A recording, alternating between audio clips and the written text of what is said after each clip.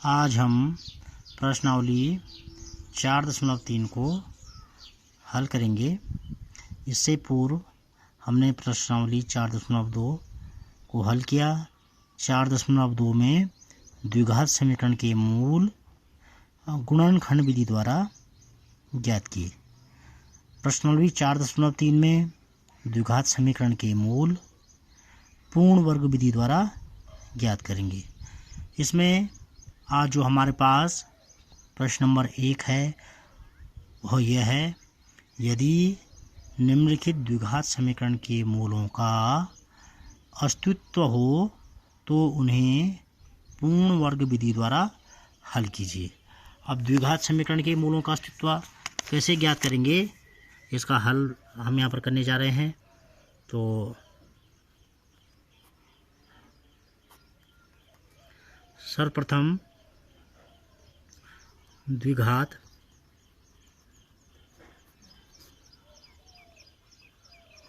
समीकरण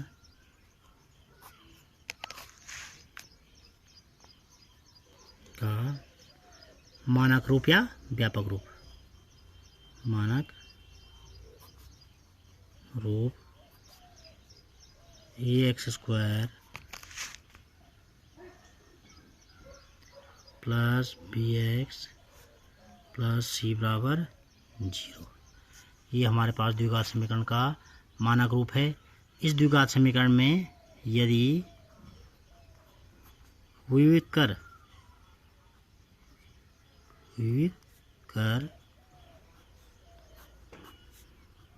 b² minus 4ac का मान अगर ग्रेटर देन इक्वल टू 0 आएगा तो समीकरण के मूल होंगे। और वह मूल क्या होंगे, वह मूल इसकी अगली प्रश्नावली में आप लोगों को हम सिखाएंगे। और इसी में यदि b² माइनस 4ac का जो मान है वो अगर 0 से छोटा होता है तो समीकरण के मूलों का कोई अस्तित्व नहीं होगा, कोई अस्तित्व नहीं होगा। यहाँ पर सर्वप्रथम हम अब द्विघात समीकरण जो हमारे पास दी गई है उसकी तुलना मानक समीकरण से कर लेंगे। तो मैं लिख रहा हूँ यहाँ पर, दी गई द्विघात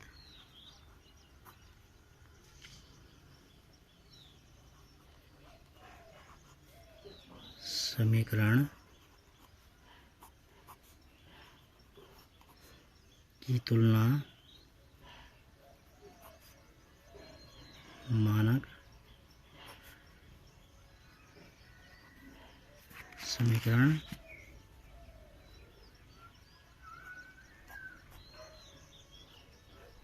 से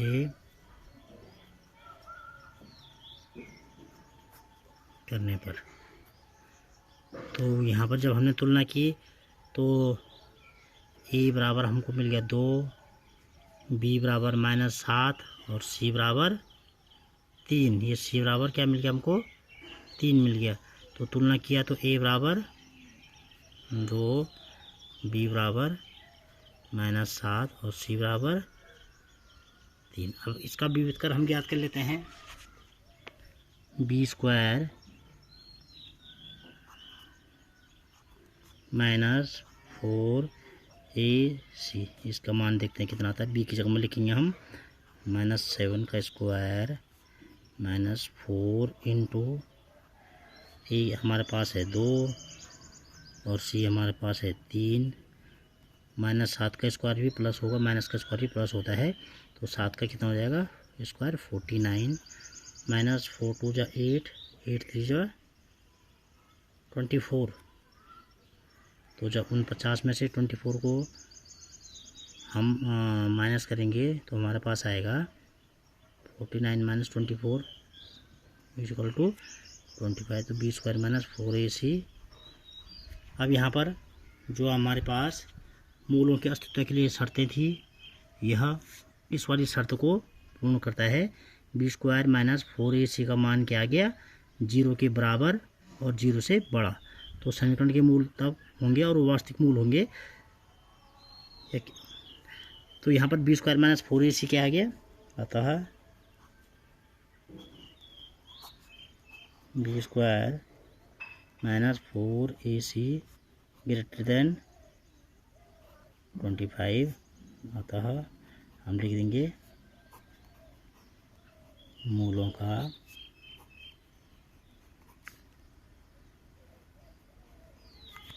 अस्तित्व होगा।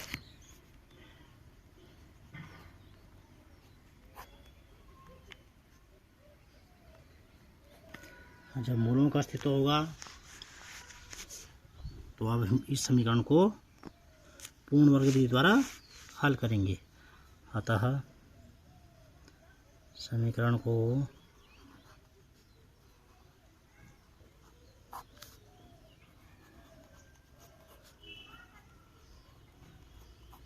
पूर्ण वर्ग विधि द्वारा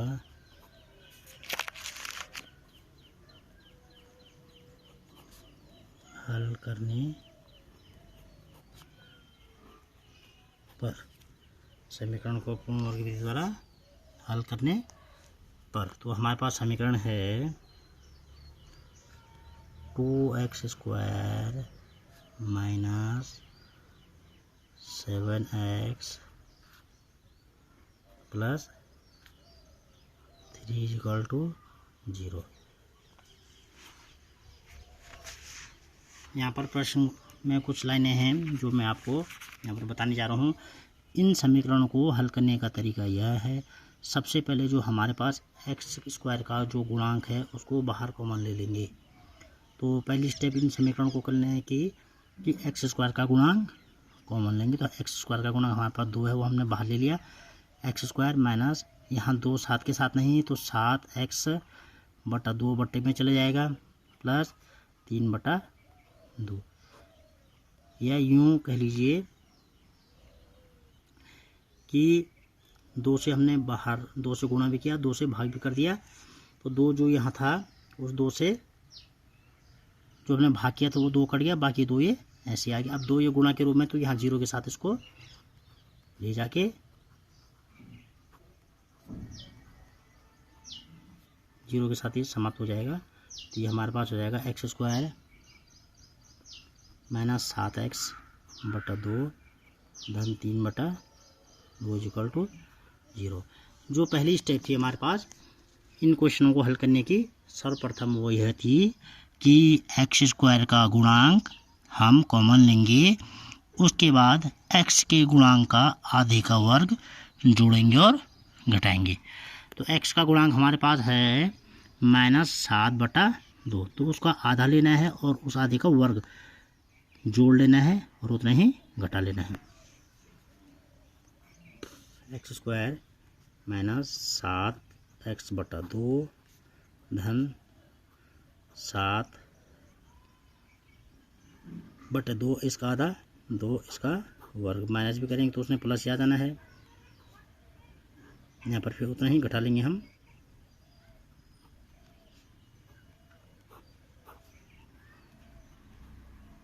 तीन बटा 2।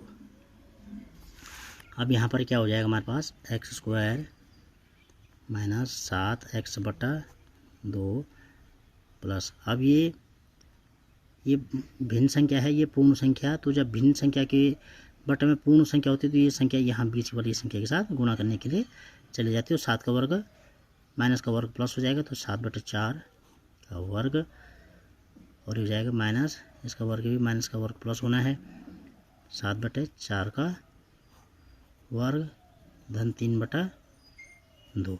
इसके बाद जो तीसरी स्टेप है हमारे पास है उसमें हम पूर्ण वर्ग बनाएंगे। तो पूर्ण वर्ग यहाँ पर पता लग गया हमको कौन कौन मिलकर बना रहे हैं, ये 3 शुरू के ये 3 जो पद है हमारे पास पूर्ण वर्ग बनाने। तो किसका पूर्ण वर्ग बनाए, x माइनस 7/4, तो x माइनस 7/4 का पूर्ण वर्ग। ये पद ये पद ये पद ये पूर्ण वर्ग बना रहे हैं हमारे पास। माइनस 7 का वर्ग 49 और 4 का वर्ग 4 चको 16 धन 3/2 इजिकल टू 0 भी है यहाँ पर, इजिकल टू 0 इजिकल टू 0। इसके बाद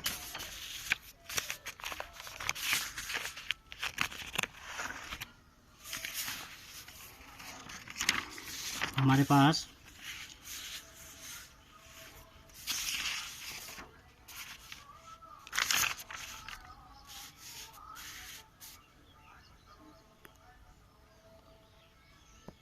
यह 3 पद मिला के शुरू के 3 पद पूर्ण वर्ग बना रहे हैं। तो ये हो जाएगा हमारे पास x माइनस 7/4 का वर्ग माइनस इसका अगर लॉस लेंगे 49/16 धन 3/2, इसका लॉस हमारे पास 16 आएगा। तो 49 ऐसे रहेगा, 16 का भाग 16 में 1 बार धन 3 गुणा गया 2 का भाग 16 में 8 बार। ये हमारे पास हो जाएगा x माइनस 7/4 का वर्ग माइनस 49 का 49 8 3 24/16 इजिकल टू 0। तो ये हो गया हमारे पास x माइनस 7/4 का वर्ग माइनस 49 में से 16 को घटाएंगे तो आएगा हमारे पास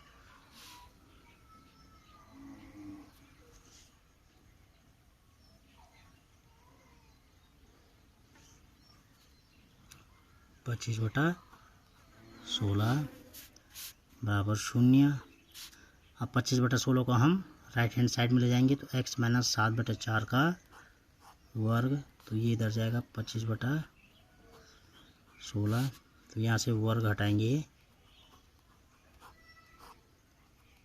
यहाँ वर्गमूल का चिन्ह लग जाएगा 25/16। तो वर्गमूल का चिन्ह मतलब इसका ये x 2 मान देगा, तो यहाँ पर प्लस माइनस चिन्ह आ जाएंगे हमारे पास। तो अब यहाँ पर देखिएगा आप x माइनस 7/4 का वर्ग इजिकल टू 25 का वर्गमूल प्लस माइनस 5 और 4 का 16 का 4। तो यहाँ पर अब हम x के मान 2 मान मिलने हमको हल करेंगे। तो एक बार हम क्या करेंगे, प्लस वाला चिन्ह ले लेंगे, ये वाला प्लस चिन्ह, यहाँ से वर्ग हट जाएगा। तो x इजिकल टू 5/4 धन 7/4। तो x इजिकल टू ये समान भिन्न है, समान भिन्न में अंश जो होते हैं उस एक साथ सामान्य रूप से जुड़ जाते हैं। 7 और 5 12 और समान भिन्न में तो हर में 4 ऐसा रहेगा। तो x बराबर 3 आ गया हमारे पास। एक चर का मान कितना आ गया, एक मान हमारे पास 3 आ गया। दूसरे मान के लिए हम माइनस चिन्ह ले लेंगे। तो x माइनस 7/4 बराबर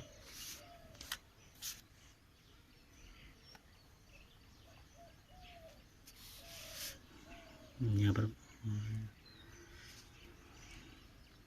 माइनस 5/4। इस माइनस 7/4 को हम राइट हैंड साइड में ले जाएंगे। माइनस 5/4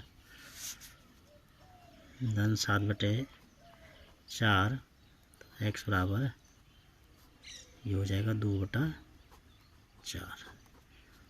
तो x का दूसरा मान आ गया हमारे पास 1/2।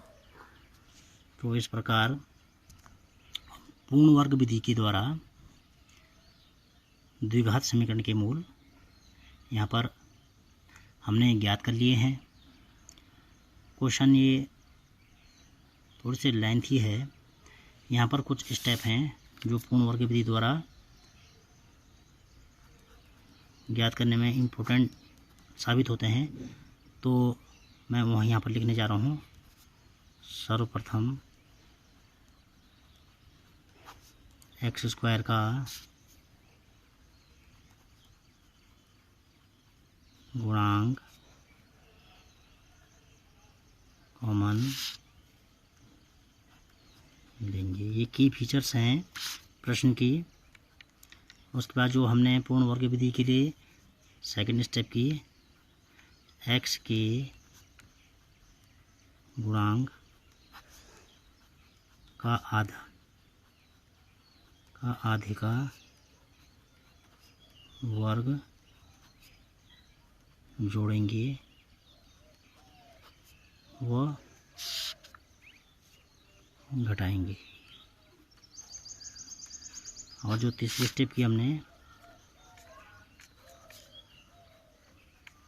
पूर्ण वर्ग बनाएंगे। तो ये की फीचर्स आपको पता होनी चाहिए पूर्ण वर्ग विधि के लिए। तो आज के इस प्रश्नावली में अब बस इतना ही। कल मिलते हैं आपसे एक नए क्वेश्चन के साथ।